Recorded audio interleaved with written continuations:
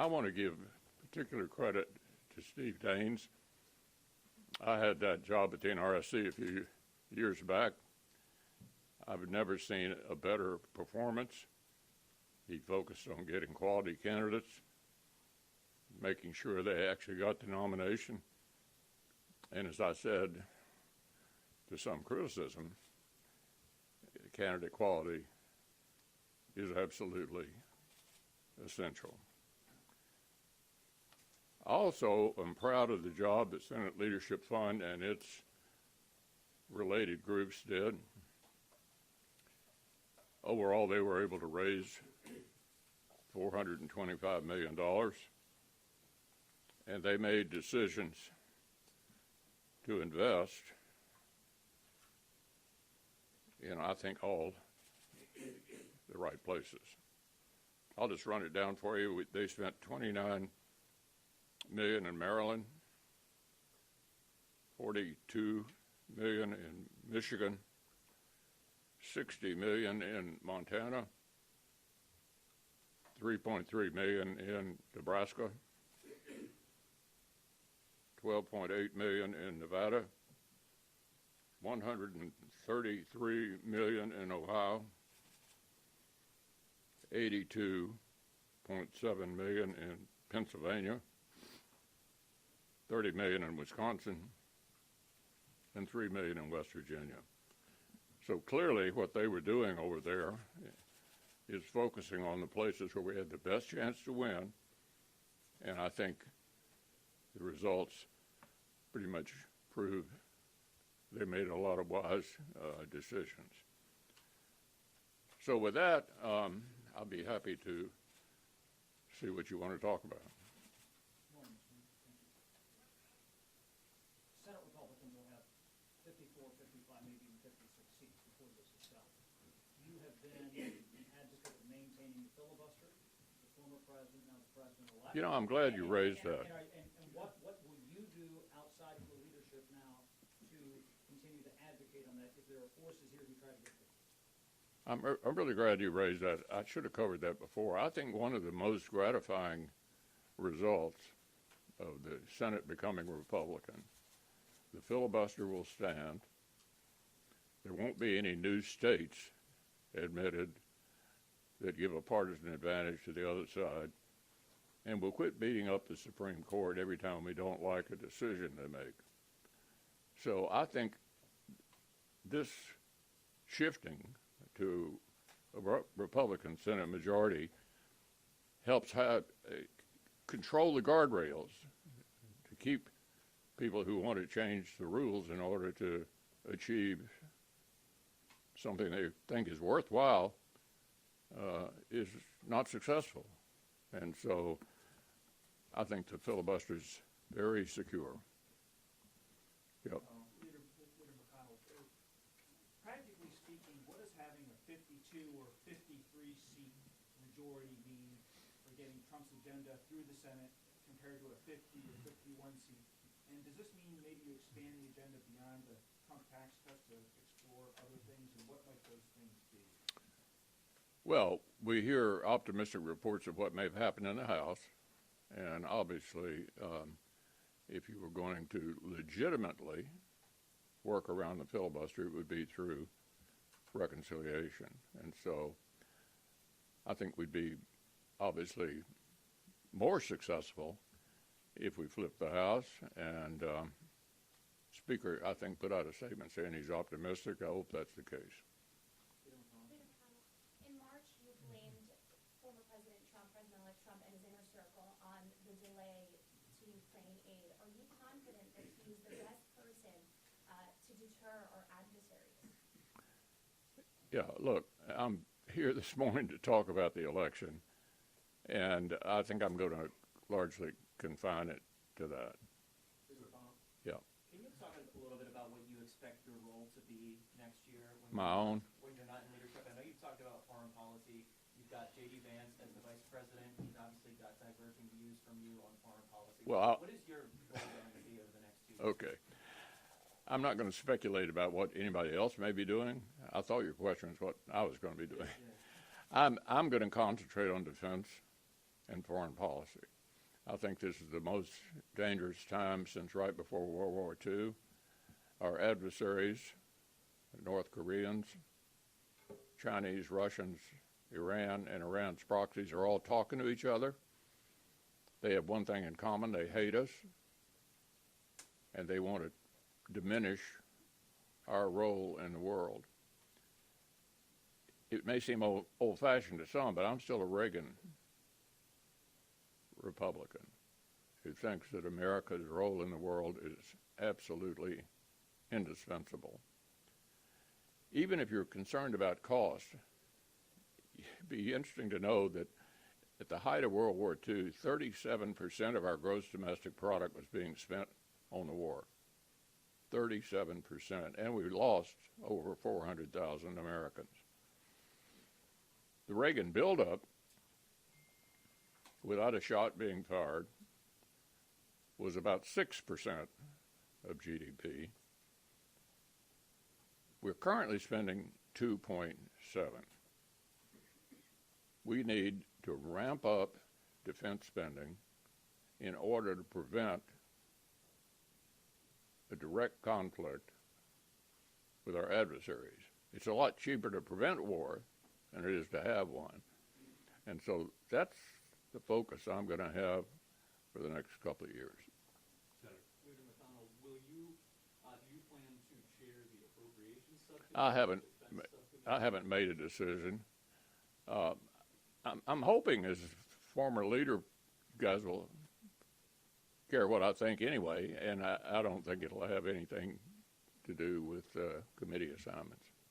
Yeah. Are you anticipating any moves from the Democrats in the lame duck weeks coming up here? Well, we are going to have to figure out how to finish up the year, and that always involves a conversation between Senator Schumer and myself as to how we wrap it up, but those conversations haven't started yet. Yeah. Just a week before this election, your biography was released, and it included a lot of sharp criticisms of President Trump. Do you stand by those criticisms? Yeah, I'm not here to do a book review this morning. Yeah. Next week, your colleagues will choose the next majority leader. What should they take away from last night when they vote for the next leader? What can I take from last night? What should your colleagues take from last night when they choose the next leader? Candidate quality is essential.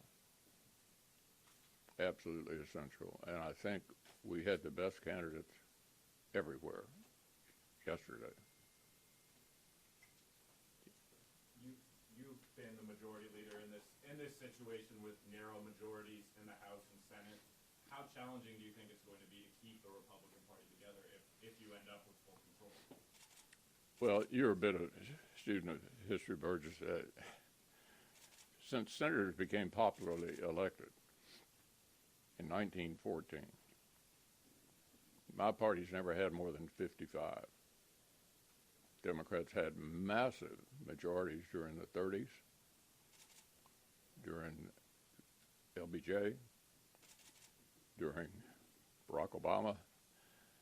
So obviously, the higher we get, the better. But this is not 60 votes, which is what they had at the beginning of President Obama. So I think we did pretty well with narrow majorities during the previous administration. 3 new Supreme Court justices, 54 new circuit judges, comprehensive 30-year overdue tax reform. Yeah, I mean, it's harder, but I think we were successful before with a narrow majority, and I think we will be again. Senator, looking at the results from last night, what do you take away from the mood of the country, where it is now, where it is headed, and how it lands according to your expectations? Well, if you're looking for a simple answer, I think it was a referendum on the current administration, in part. People were just not happy with this administration, and the Democratic nominee obviously was a part of it.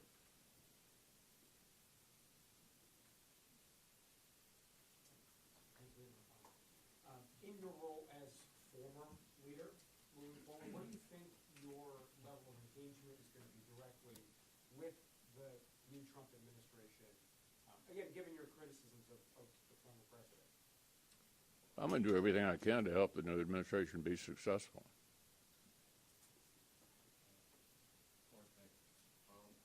Would you be in support of Elon Musk and RFK Jr. having positions in the cabinet for the next presidency? I'm sorry, say that again.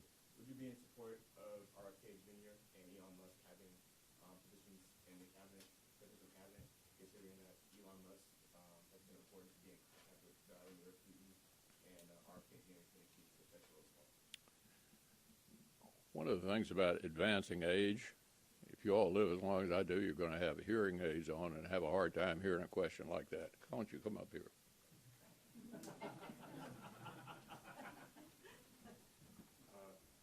Florence Banks, notice. Would you be in support of Elon Musk and RFK Jr. having cabinet positions, considering that Elon Musk has been reported to be in contact? Yeah, I'm not going to get into that subject. Anything else related to what happened yesterday? Yeah. I'm wondering, President Trump and Senate Republicans sometimes butted heads in the first administration. Do you think the relationship will be smoother this time? What advice would you have to President Trump to dealing with the new majority in Congress in general? You know, I had a lot of dealings with him during the previous administration. I think we did a lot for the American people. Yeah. Do you expect any clashes with President Trump over nominees in case he goes more towards the economic populist route? I think it's way too early to tell who the nominees are going to be, and I think the Senate will treat them fairly. Carl? A lame duck question. Democrats have a lot of judges in the channel here that they could try and push through in these last few weeks. What do you think Republicans should do if that happens? One advantage of being the majority leader is you get to decide what to bring up, and I think if that's what the majority leader wants to do, that's what we'll do, and each one will be voted on. Now that Republicans have control of the Senate and the presidency, how do you expect some lame duck priorities like appropriations to be handled? Is that going to be punted into the new year? How do I expect what? Appropriations and other big lame duck priorities to be handled. Well, I mean, I think getting our work done, which no matter who's been in the majority, we've not been able to do that very well for quite a while. Deciding how to spend the discretionary money that we have, which is not a very big part of what we spend every year anymore, is really important. And I would hope we would put a greater priority than the current Senate has on doing the basic work of government, which is deciding how much to spend and getting it done as close to regular order as possible. Thank you, sir. I was hoping you could compare the 2017 Tax Cuts and Jobs Act extension that Republicans are pursuing now to the Bush tax cut extension that we saw. Are these comparable periods in policy now, and what is the Republican position mean for that? Well, I can speak for most Senate Republicans. We thought it was a huge success. It produced more revenue than less, and I'm sure virtually all of us would like to see most of that extended.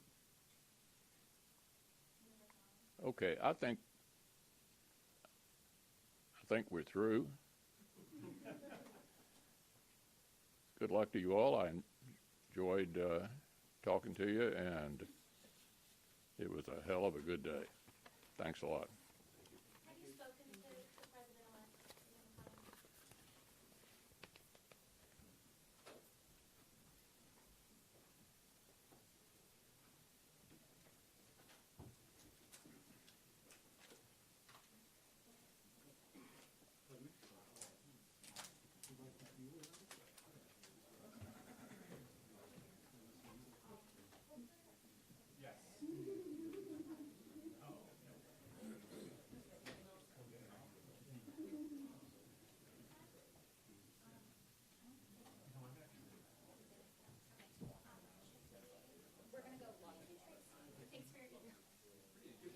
Tracy?